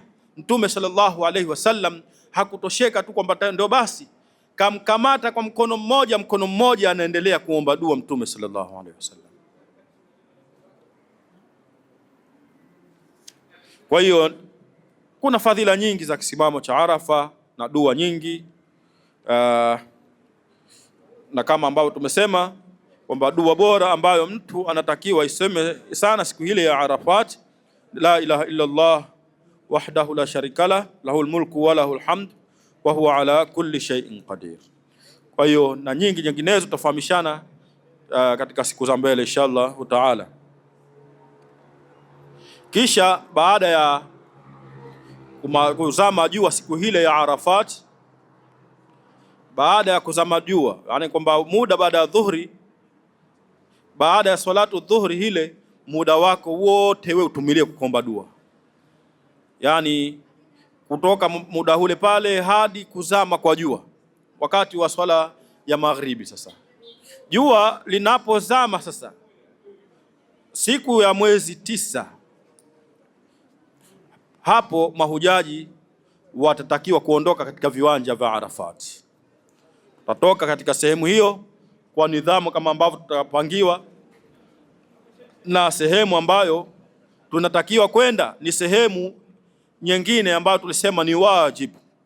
Kusimama Arafat ni nguzo katika nguzo ya hija. Kwenda katika viwanja vya Muzdalifa, sasa tunaondoka kuelekea Muzdalifa baada ya jua kuzama siku ya mwezi 9 katika viwanja vya Arafat. Hapo tutatakiwa kutoka kuelekea katika viwanja vya Muzdalifa. Bila shaka huo itakuwa ni wakati wa usiku tena, muda baada ya salatu al-maghrib, yani muda wa maghribi. Hatutoswali maghribi katika viwanja vya Arafat. Tutatoka kuelekea katika viwanja vya Muzdalifa, muda ambao tutafika pale hatujui ni muda gani, lakini inawezekana kufika pale muda wa saa 4, saa 5, saa 9 za usiku, kwa sababu watu ni wengi na utaratibu ambao tutapangiwa hatujui tutapangiwa vipi. Almuhim, tunapoondoka katika sehemu ile tujue kwamba ibada, kuna nguzo hatujaifanya ambayo ni salatul maghrib. Hapo wewe katika nafsi yako unatakiwa uweke azma, uweke nia kwamba unakwenda kuiswali swala ya maghribi jam'an wa qasran katika viwanja vya Muzdalifa. Yani jam'an, hii swala maghribi haina kasra, lakini utapunguza salat al-isha unapofika sehemu ile. Kwa hiyo hii inaitwa jam'u ta'khir. Hii ya kuondoka pale hatujaswali swala al-maghribi tunakwenda kuiswali katika viwanja vya Muzdalifa inaitwa jam'an ta'khiran. Ile tuliyoswali mwanzo jam'an taqdima, yani mkusanyiko wa kutanguliza, na huu mkusanyiko wa mara pili unaitwa mkusanyiko wa kuchelewesha. Kwa hiyo wewe unatakiwa uweke azma hiyo katika nafsi yako, na hivyo hivyo unapokuwa safarini, safari ndefu ambazo na kustahiki wewe kupunguza swala, uweke azma kwamba swala hii pengine unachelewesha swala, basi uweke kwamba hii wakati huu ni wa swala, lazimika kuswali mie, lakini katika nafsi yako useme kwamba mimi naenda kuswali jam'an taakhiran katika sehemu fulani. Kwa hiyo hivyo sisi tutakwenda kuswali swala ya maghribi tunapofikia katika viwanja vya Muzdalifa, na hiyo ndio ibada ya mwanzo, amali ya mwanzo tutakayo kwenda kuifanya tunapofikia tu katika viwanja vile. Imam au muadhin na taadhini atakimu, tutaswali swala ya maghribi katika viwanja vile vya Muzdalifa rakaa 3 kama ambavyo ilivyo, lakini nia yako kwamba wewe umetia nia ya jam'an taakhiran. Kisha muadhini atakimu, tutaswali rakaa 2 za salati al-isha qasran. Kisha baada ya hapo tutamdhukuru Allah subhanahu wa ta'ala kwa wingi katika sehemu hiyo. Ndio maana Allah subhanahu wa ta'ala anasema fa idha afadhtum min arafatin fadhkurullaha inda al-mash'ari al-haram, mtakapomiminika kutoka katika viwanja vya Arafat. Bila shaka hapo tunaelekea katika viwanja vya Muzdalifa. Kwa hiyo ile sehemu ile inaitwa Mash'ar al-Haram. Kwa hiyo mtajeni Allah subhanahu wa ta'ala sana katika hiyo Mash'ar al-Haram, yani Muzdalifa. Tamtaja Allah subhanahu wa ta'ala, na wakati huo tukijua kwamba tupo katika ibada ya hija na tuko katika wajibu huo wa kukaa sehemu hiyo, ni lazima kila mmoja akae hapo apitishe usiku huo hadi itakapochomoza alfajiri ya siku ya mwezi 10, ambapo hapo tutakuja kuelezea sasa matendo ya mwezi 10 katika kipindi chetu kinachofuata katika darasa yetu ambayo inafuata. Bila shaka pengine siji kama ni muhadhara mmoja au miwili, lakini tutakuja kufanya matendo ya mwezi 10 na kumalizia hija yetu katika sehemu ambayo imebakisha. Kwa tutasimama hapo katika sehemu ya Muzdalifa. Tujue katika sasa hivi tunasimama katika Muzdalifa, ujue kwamba huko tunakotoka sasa imebakisha thuluth ya ibada yetu. Kama ibada tumeigawa sehemu 3, basi iliyobakisha ni sehemu 1 kwenye 3. Pamoja na kwamba ile siku hayo matendo ambayo yamebakisha ndio mengi zaidi kuliko ambayo tumeyafanya, lakini uzito wa haya matendo ambayo tumeyafanya inakuwa ni mazito zaidi, kwa sababu nguzo ambazo tumezitekeleza, tushatekeleza nguzo nusu, bado nusu, lakini pia vile kuna matendo mengi ambayo tumeyafanya. Kwa hiyo tuishie hapo inshallah. Nimpishe Sheikh Mbaruk na maudhui ambayo atakuja kuielezea inshallah. Wa hadha, assalamu alaikum wa rahmatullahi wa barakatuh.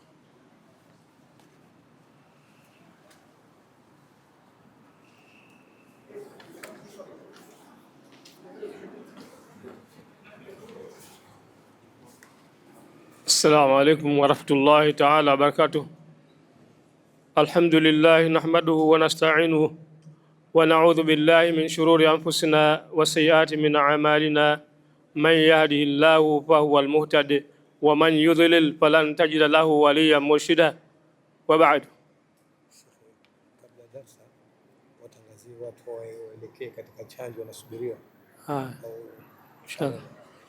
Jamaa mahujaji watarajiwa wale waliokuwa hawajafanya chanjo waende kwenye vyumba vya chanjo, kwa sababu madaktari wanatusubiri sisi tu.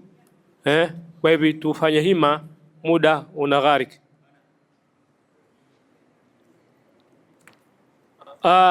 Tukiendelea na mafunzo yetu ya ibada ya hija na ibada kwa jumla,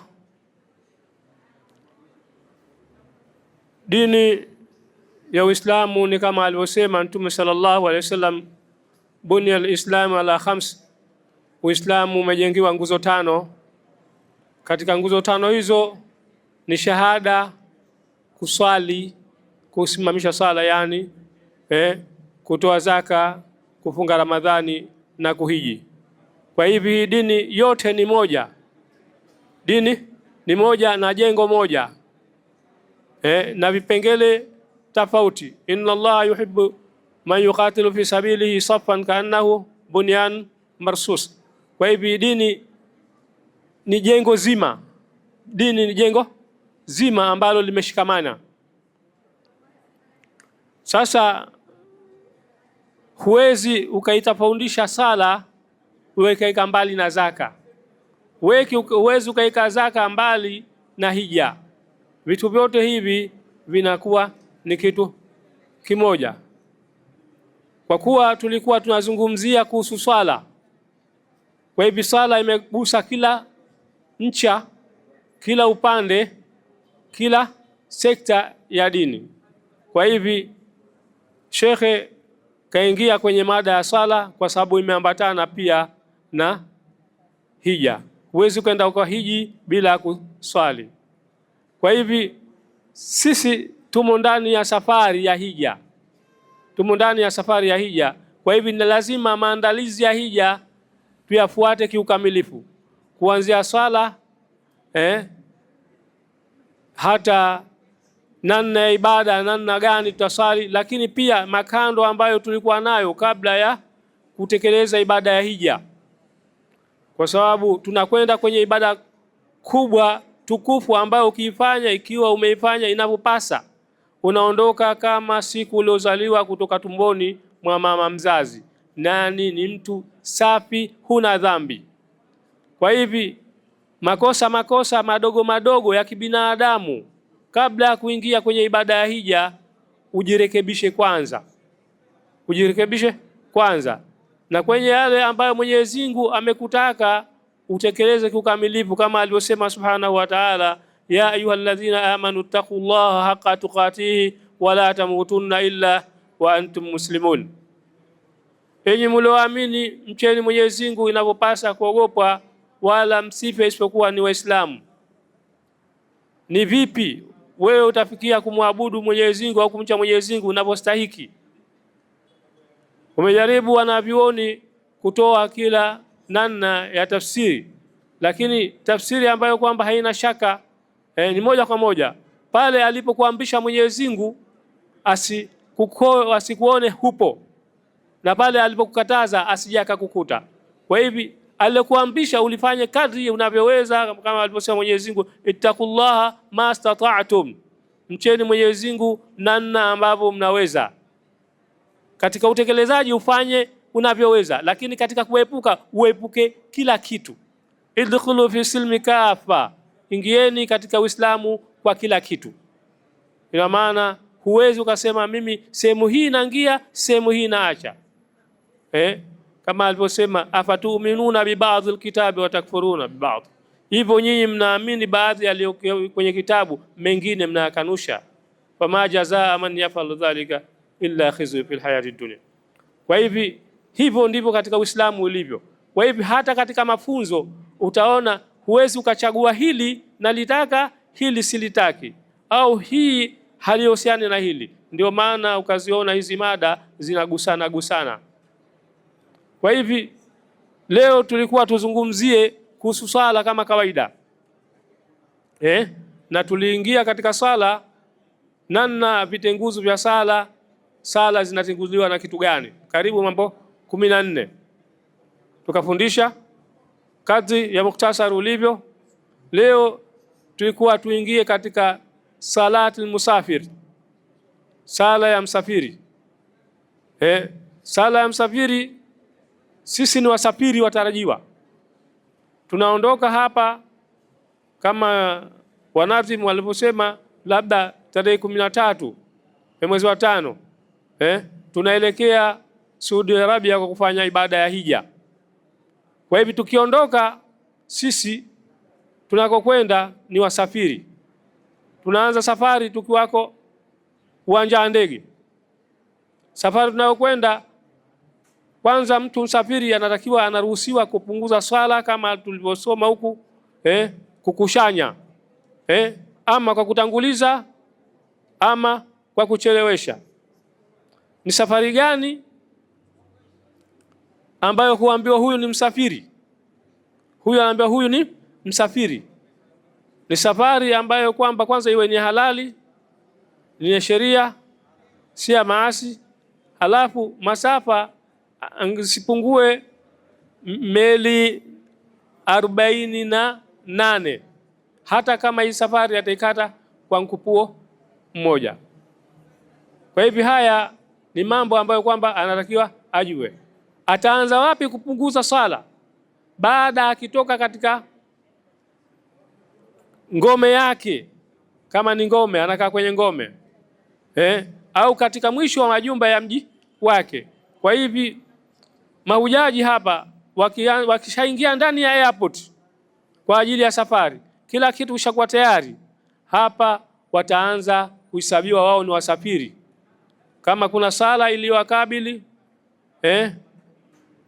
mbeleni huko na iliyowashafika wakati wake, mfano imekuwa ni siku labda Ijumaa, watakusali Ijumaa, lakini wakishasali Ijumaa wanatoka wanasafiri. Waweza wakasali Ijumaa halafu wakasali sala ya alasiri kwa jamu takdim kwa kusaka 2. Taendelea, wako safarini mpaka wanafika Madina. Wakifika Madina wakishafika kituo cha Madina, wao watakuwa shafika pale, watasali sala zao za kawaida lakini wakitoka tena kutoka Madina wanakuja zao Musdalifa, Dhulhulaifa, wanaelekea Maka, watapunguzwa vile vile raka 2 mpaka wakifika Maka watakuwa sala zao ya kupunguza hapo imekwisha. Watasubiri mwezi 8 watatia nia kwenda hija ya kutekeleza ibada ya hija, wende zao Mina. Hapo Mina watakaa kwa kupunguza kama alivyosema shekhe sala ya raka 4 watasali raka 2, nyingine raka 3 kama kawaida na raka 2 kama kawaida. Kwa muda watakaokaa pale labda mwezi 8 ule mpaka mwezi 9 na zao wapi? Arafa. Wasimama Arafa, wanasali ikifika wakati wa dhuhuri watasali salati dhuhuri kwa kupunguza na sala alasiri kwa kutanguliza raka 4. Wataendelea taban wakenda zao Muzdalifa, watasali sala maghribi na isha hapo raka 3 za maghribi, raka 2 za isha kwa jamu taakhiri ya sala maghribi sala isha kwa kasr. Wamemaliza asubuhi, watakwenda watasali sala asubuhi kama kawaida watakwenda jamarati kama kawaida. Ikifika adhuhuri watakuwa wako Mina, watasali adhuhuri kwa kupunguza kama kawaida na muda wote ambao kwamba watakuwepo. Al-Mukhtasar. Sasa leo hatuko hapo. Leo ilikuwa hili ni ufupisho kwa sababu lishatanguliwa. Mahujaji wanatakiwa wajitayarishe kwa ajili ya ibada hija. Wajitayarishe kwa ajili ya ibada hija na kutekeleza yale ambayo kwamba yalikuwa ni mapungufu au ni makando kabla ya kuondoka ya kupaana na ibada ya hija.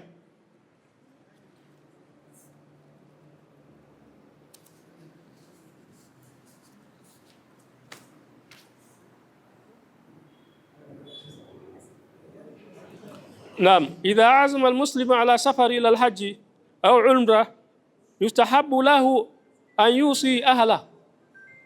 Imesuniwa kwa Muislamu anapotaka kusafiri kuelekea kufanya ibada ya hija au umra, imependelewa kwake yeye ausie kwanza watu wake. Kwa hivyo kabla ya kuondoka kushika azma, basi ikawasia nyumbani, wasia nyumbani yale ambayo kwamba ikiwa hupo yalikuwa ni wajibu wako yatekelezwe, na yale ambayo uliazimia ukitokezea kuondoka yafanywe vipi au yasimamiwe vipi. Kwa hivyo mahujaji wote wanatakiwa kabla ya kuanza safari ya hija waanze kutayarisha wasia, na Mtume sallallahu alaihi wasallam asema sipendelei wasia kukaa hata kidogo. Mtu akiwa na wasia ndani ya siku 3 hajaupitisha, basi wasia ule unaandikwa katika shingo yake, ikithibiti hadithi. Ayusa ahlahu wa ashabahu bitaqwa, ausie watu wake na jamaa zake kumcha Mwenyezi Mungu, kama alivyohusia Luqmani kumhusia mwanawe. Wahiya fi'lul awamir wajtinabi nawahi, Uchamungu ni vipi? Fi'l awamiri ni kufanya maamrisho, wajitinabi nawahi na kujiepusha na makatazo. Na ndipo aliposema ittaqullaha haqa tuqatihi wala tamutunna illa wa antum muslimun. Kwa hivi utekeleze wajibu wako kama inavyopasa, na vile vile uepukane na makatazo inavyopasa. Wayambaghi an yaktuba ma lahu wa ma alayhi, ni wajibu aandike yale ambayo kwamba ni yake yeye, lazima kuyatekeleza, yana lazimu juu yake yafanyiwe, na kile ambacho ni wajibu kwake yeye kukitekeleza, kila lazim. Kuna mambo mawili, kuna jambo unatakiwa wewe utekeleze kina kulazim, na kuna jambo linatakiwa wewe utekelezewe. Kwa hivi unatakiwa uandike hili na hili lifanywe. Mimi namdai fulani kiasi kadha, fulani anidai mimi kiasi kadha. Kwa hivi ikitokezea mmeondoka duniani au mmeshindwa kujieleza, maelezo yapo kamili kwenye karatasi na mashahidi pengine wapo, ili hii deni liweze kulipika au hizi haki ziweze kutendeka. Time nyingine sio deni la mali, pengine umewekewa amana na mtu, umekwenda kuazima kitu, hata pengine labda kisu tu, umeazima kisu, lakini unaondoka, ili siku ya mwenyewe kirejeshwe wapi kwa mwenyewe, kipelekwe. Halikadhalika ikiwa ni mali.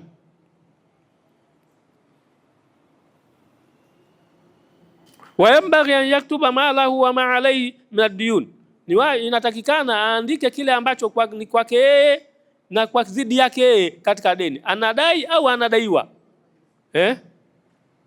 Wayashhadu ala dhalika, na atoe aeke mashahidi juu ya hili, jamaa mimi naandika haya, asiandike peke yake, na pia kuwe na mashahidi.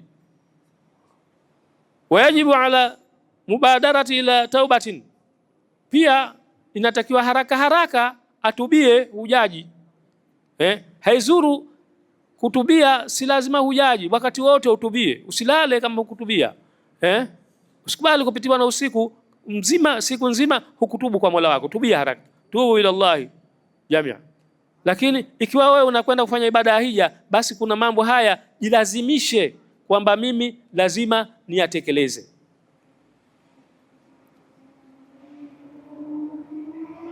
Taubatan nasuha min jami'i dhunubi, tauba ambayo kwamba ni ya kukata madhambi, ya kuadhimia kutoka kurejea tena katika makosa hayo, katika madhambi yote, kama alivyosema Mwenyezi Mungu, tubu ila Allahi jamia ayuhal mu'minuna la'allakum tuflihun.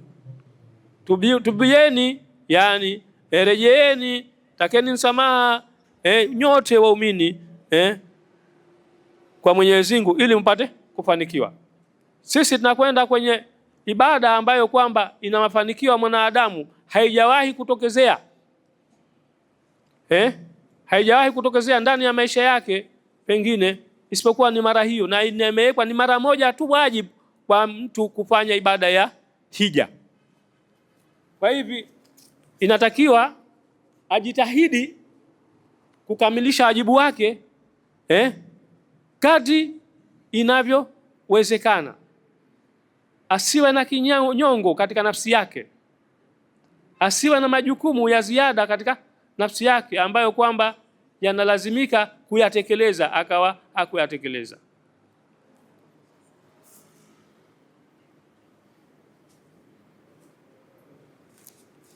Naam.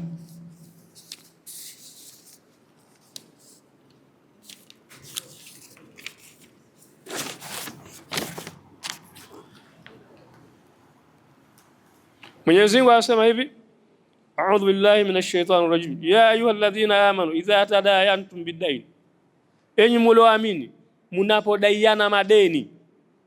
Ina maana inazungumza na nani? Waumini.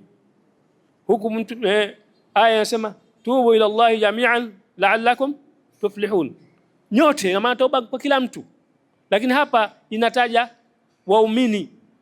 Idha tadayantum bidain, mnapodaiana madeni, ila ajalin musamma, mpaka muda maalumu. Bila shaka muda wa kukopa unajulikana, lakini pia muda wa kulipa unatakiwa ujulikane. Kwa hivyo mpaka muda maalumu, mimi nitakulipa siku fulani, tarehe fulani inshallah. Basi faktubuhu, yaandikeni hayo madeni. Yaandikeni hayo madeni mpaka ule muda wake uliotakiwa yatekelezwe. Waliyaktub bainakum katibun bil adl, basi naandike baina yenu mwandishi kwa uadilifu. Ikiwa yule aliyekopa au aliyekopwa ana uwezo nzuri wa kuandika, basi atumie uadilifu katika kuandika. Inaweza kuwa aliyekopwa hana uwezo wa kuandika, lakini mkopaji ana uwezo wa kuandika, kwa hivyo aandike. Au aweza kachaguliwa mtu mwingine wa kando akawa ndio mwandishi wa deni hilo.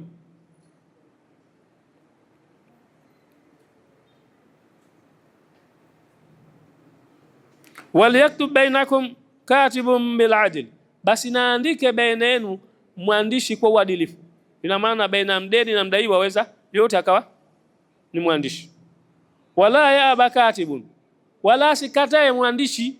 Ikiwa ni mtu wa kando, sio katika wawili wenye miamala hii, kachaguliwa mtu wa tatu labda, basi akiambiwa tuandikie tunadaiana, asikatae. An yaktubuha kama allamahu Allah, naandike kama alivyofundishwa na Mwenyezi Mungu. Mwenyezi Mungu asema allama bil qalam, allama al insana ma lam ya'lam, baada iqra bismi rabbik. Kwa hivyo amefundisha Mwenyezi Mungu kwa wasitu wa kalamu, akamfundisha mwanadamu yale asiyo yajua. Kwa hivyo faliyaktubu kama allamahu Allah, naandike kama ambavyo Mwenyezi Mungu alivyomfunza.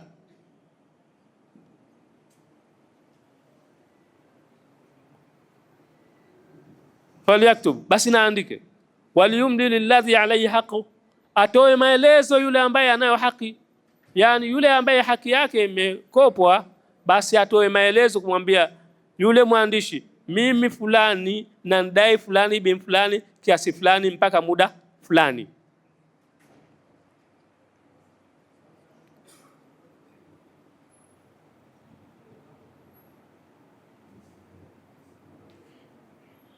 Wala yaba katibun an yaktuba kama allamahu Allah, wala sikatae mwandishi kuandika kama alivyoamrishwa Mwenyezi Mungu, alivyofundishwa na Mwenyezi Mungu.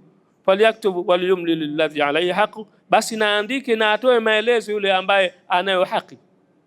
Waliyattaqi rabbahu, na amche Mola wake, asije akazidisha akaonea kwa sababu yeye ni upande wake una haki, akamzidishia deni au akamwambia atoe na riba au zaidi ya malipo ya asili.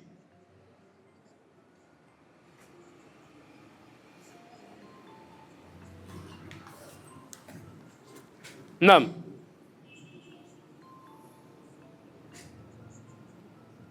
Wala bakhsa minhu shay'un, wala sipunje chochote, asizuie lolote, ikiwa kidogo ikiwa kingi asipunje.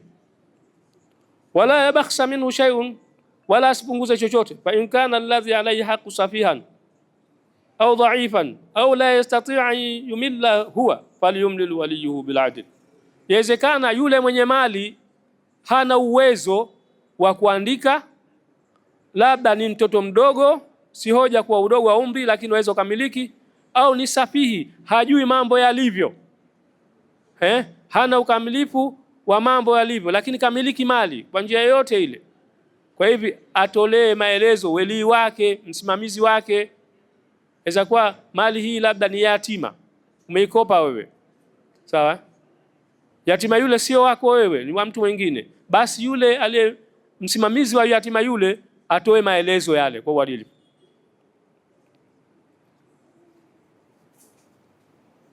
Fa in kana alladhi alayhi haqqu safihan au dha'ifan, ikiwa yule ambaye anayo juu yake haki ni safihi, hajui mambo vizuri, au ni dhaifu, ni mdogo, au ni mtu mzima, labda pengine akili ishakuwa arzalul umri, au la yastati' an yumilla, au hawezi kutoa maelezo, labda lugha ya watu wawili hawa hazifahamiani, lugha aliyekopa na aliyekopeshwa ni lugha tofauti, huwa yeye falyumlil waliyu, basi atoe maelezo wali wake, msimamizi wake, bila adili, kwa uadilifu.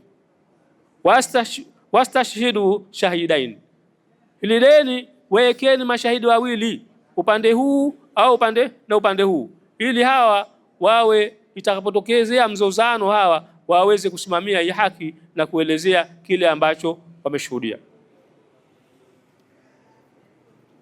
Min rijalikum, ikiwa ni katika wanaume wenu. Fa in lam yakun rajulain, ikiwa hawakuwepo wanaume wawili, farajulun wa imra'atan, kwa sababu tuko katika mazingira tofauti. Time nyingine hii deni linakuwa huko njiani, huku jitayarisha, limepata jambo limekuzonga, lazima ukope. Sasa tafuta wanaume wawili wakae shahidi. Hamna, tuko watu wachache, wanaume ni wawili tu, ni mmoja tu, mimi na mwenzangu labda. Sasa basi asimame mwanamume mmoja na wanawake wawili.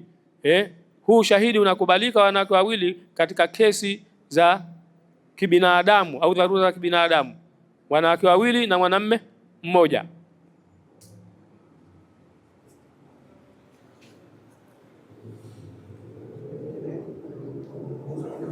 Fa in lam yakuna, ikiwa hakuwepo rajulaini, wanaume wawili, farajulun wa imra'atani, mwanamume mmoja na wanawake wawili, mimman tardhauna min ashuhada, katika wale ambao mnawaridhia katika ushahidi. Kuna watu wengine hawakubaliki katika ushahidi, hamkubaliani nao, ama kwa kuona vitendo vyake havifai, ama humuamini. Kwa hivyo wale mashahidi wawe ni wale ambao kwamba wanaridhiwa na wenye kutukulia ushahidi. Antadhilla ahaduhuma fatudhakkiru ahaduhuma al-ukhra, ikiwa atakosea mmoja wapo ankumbushe mmoja mwenzake, ilikuwa hivi. Wala ya shuhada, wala wasikatae mashahidi, idha ma yad'u, wanapoitwa njoni mtoe ushahidi. Labda uliingia katika mkataba na taasisi fulani kwenda hija, ukabakisha kiasi fulani, sasa ushamaliza, asa mimi si usiki. Hapana, mazali umetakiwa kutoa ushahidi. Nenda katoa ushahidi wa kile ambacho umeshuhudia. Mumkin yawezekana umekatibiana na watu fulani kwenye taasisi fulani, basi nipeleke hija au nipeleke mahali fulani, nikirudi tu mimi changu nitakuletea. Lakini bahati mbaya imetokezea kenda karudi, kuna deni imefika mahala, sasa le deni vipi? Kaingia huku. Sasa mikataba ipo inajisoma yenyewe, inaelezea. Lakini pia na mashahidi inawezekana wapo, lakini pia ingekuwa kama tayari kushaika wasia, kuna deni huko, basi ukenda swala kama hili imetokezea, Mwenyezi Mungu hatujui, la tadri nafsin bi ayi ardh tamut, haijui nafsi wapi itakupa, pengine umekupa huko hujarudi hapa. Kwa hivyo watoto au jamaa uliowapa wasia, tunakumbuka sisi, kuna kadha.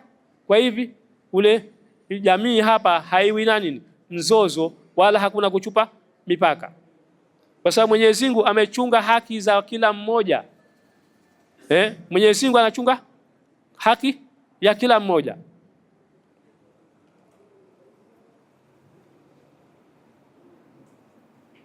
Antadhillu ahaduhuma fatudhakkiru ahaduhuma ukhra, wala yaba shuhada, wala sikatae mashahidi, idha ma yad'u, pale ambapo wanapoitwa.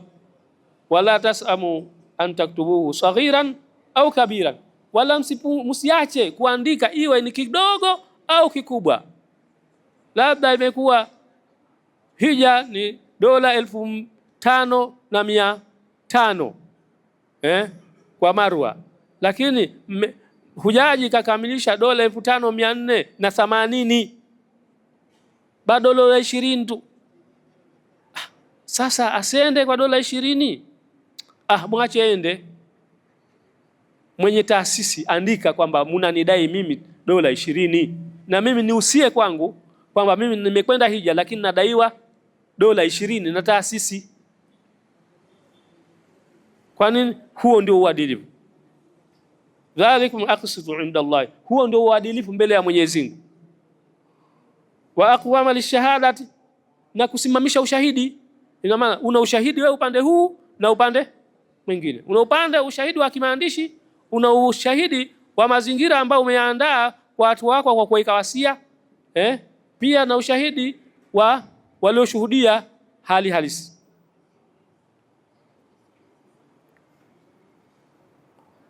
Wadna alla tatabu, na uno karibu funo wa kutokufanya shida, kufanya tabu, tabu, kufanya shaka. Iweza ikaja taarifa kwamba fulani anadaiwa, hajalipa. Shawahi kwenda mimi hija kwa milioni 13, lakini sijalipa hata shilingi. Nikaenda nikarudi, na bahati nzuri aliyenipeleka hija tulikwenda kirafiki. Sikuandika mimi wala hakuandika yeye. Ni kosa. Bibi, hili ni kosa, nasema mimi mwenyewe binafsi, hili ni kosa. Ingetokezea ningalikufa. Basi halafu akaja akadai, ingekuwa hana ushahidi. Haizuru mimi nilisema pembeni nadaiwa na fulani kiasi fulani na nitanilipa baada ya muda fulani. Lakini pia ingekufa yeye, jamaa zake wangekaa kimya, mimi nikasema hakuna ushahidi, lakini Mungu anajua.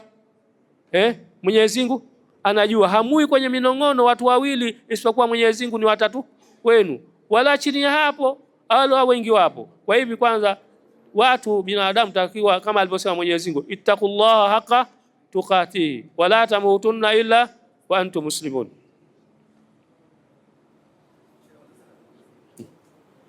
Naam. Dhalikum aqsitu inda Allahi wa aqwamu lishahada, huo ndio uadilifu mbele ya Mwenyezi Mungu na kusimamisha ushahidi. Wa adna alla tatabu, na ukaribifu wa kutokufanya shaka.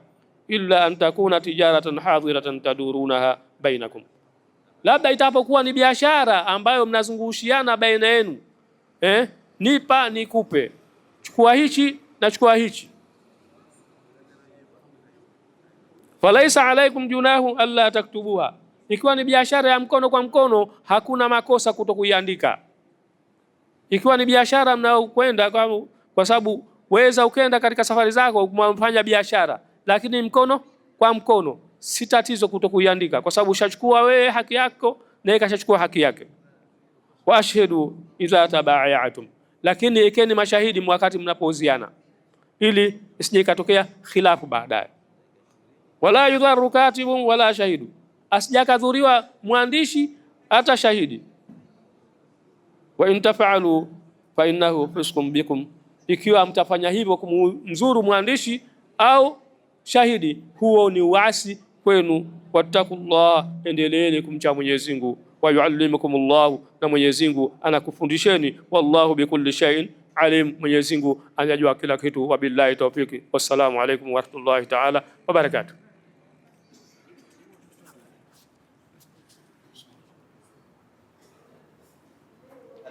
وعليكم السلام ورحمة الله وبركاته.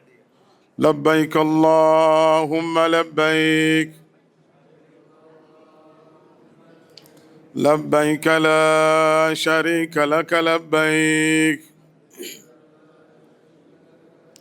إن الحمد والنعمة لك والملك لا شريك لك، لبيك اللهم لبيك، لبيك لا شريك لك لبيك،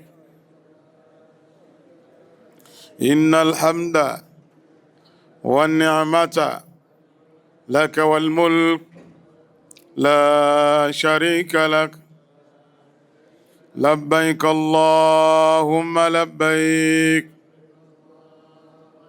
لبيك لا شريك لك لبيك، إن الحمد. Kipindi kile cha hija msongamano wa watu ni wengi pale. Kwa hiyo umemaliza umra yako wewe, alhamdulillah, basi waachie watu wengine pale katika ile Al-Kaaba wafanye pia kwa utulivu. Ni tofauti na pale ambapo wewe unakwenda kuongeza msongamano wa watu katika Al-Kaaba, jambo ambalo litapelekea wewe kuingia katika makosa, kupata dhambi. Na utaratibu wa umra bila shaka huwezi ukahirimia pale pale katika hoteli, lazima utoke nje uende katika kituo ukahirimia, alafu ndo ukafanya umra yako.